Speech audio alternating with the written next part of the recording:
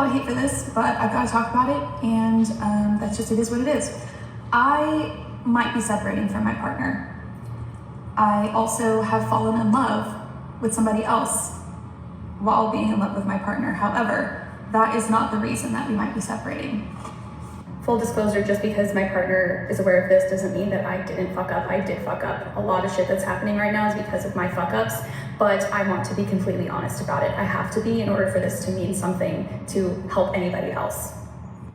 The reason that we might be separating is because I've discovered that I am polyamorous and my partner might not be. We have been in an ethically non-monogamous relationship for the last year. We both have been exploring our sexuality, and I won't speak on his behalf, but for me, I realized that I am not interested in randomly hooking up with people and then that being it. I'm not interested in having like a friends with benefits. I discovered that I'm interested in connecting with people in a romantic way, perhaps is as another partner, but as a separate partner, or even as a kind of non-labeled situation where there is love and there is connection, and not necessarily an involvement in my everyday life, but the access to that love and the possibility of that love and the presence of that love is there. This is something that my partner and I are working through right now. I don't know which way it's going to go. I don't know how it's going to end, but I wanted to bring it to the internet because what better place to bring such a judge-worthy topic to. Just full disclosure, like, he is fully aware of what is happening. We're having conversations about it. We've been going to a marriage counselor, psychologist for a while.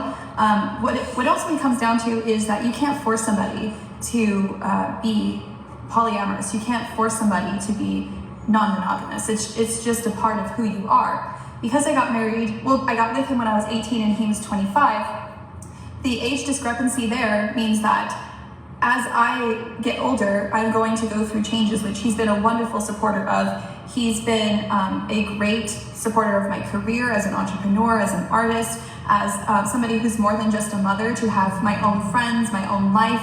And in many, many ways, he's the partner that people would wish for. He is the partner that I would wish for and that I do want to keep. I don't want to lose him as a partner. Ultimately, it comes down to, as I've gotten older, I'm going to be 29 next month, I have discovered this part of myself, and it almost feels like a non-negotiable to be who I am. I don't want to lose my partner over it. I love my partner in almost all ways. He's the perfect partner, but nobody is perfect. Obviously, there's always room for connection, and that's, when you have friends, if you have more than one friend, does that mean that you don't love your other friend enough, and that's why you need more friends?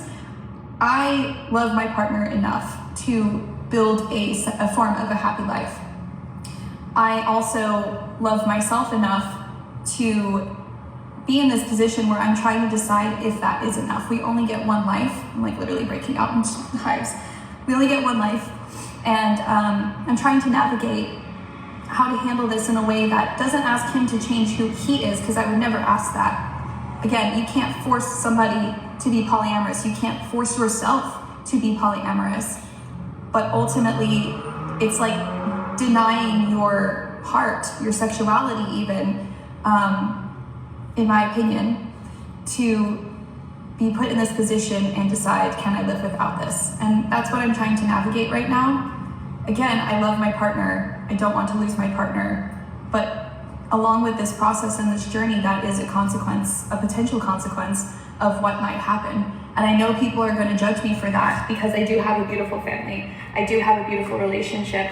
I have so many things that I'm so lucky to have, and I feel lucky, and that it might seem that I take for granted.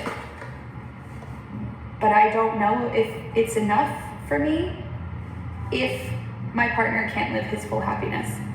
I'm going to make this a series. If you have any questions that I should start out with, even if it's judgment or judgy questions, let me know. I'm ready to talk about it because I'm tired of keeping it in, I guess. The first thing that came to my mind, a couple things came to mind. For one, I can literally see that she's confused.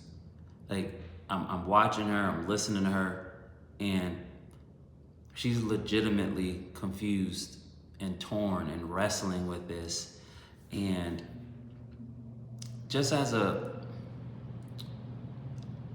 Christian, I know what it's like to wrestle with sin, to wrestle with something that opposes God's way. It's obvious from what she's articulating that she's coming up with her, like either she doesn't believe in God or she's trying to do life the way she wants to, because she even said a non-ethical monogamous, no, I'm sorry, she said ethical non-monogamous relationship. So they're just words that she's using that I'm able to understand. Like, she's confused. Like, the two don't go together. It's like someone saying, yeah, I was telling the lying truth. Or like I did a bad good thing. It's like the two don't go together. But it's obvious that she's having a serious wrestle inside, inwardly, in her mind, in her soul. She's feeling it in her body. And to that, I say, I hope she finds Jesus. I hope she finds peace, literally. I think there's also another component about this that came to mind, and it's that I thought about Eve in the garden and how Satan was able to literally deceive her to say, you won't surely die. Like, and to make her think like, hey, there's wisdom and knowledge. You know, there's good, like you'll know good and evil if you eat that fruit. And it's like Eve was like, oh, she saw that tree was now good for it was more to it. Like, she wasn't content. There's something the young lady said. She's like, I don't know if it's enough. I don't know if that's satisfied. I'm not content. So lack of contentment, believing that God is withholding something from you, or thinking that, hey, if I don't give myself this, I'm going to withhold myself from the possibility of something more grandeur. You know, that is by far one of the biggest deceptions of human existence. And that's what came to mind. And we have to be careful. Let me tell you something. This woman she's not the only one in the world that's going through this type of wrestle and being torn. And she's just one of the, you know, I'm sure there are more people talking about it online, but she's just bold enough to say it online. You know, a lot of people, there are even people in the faith that are wrestling with things that they're not being vocal about. And when someone is wrestling, you should have a sense of compassion.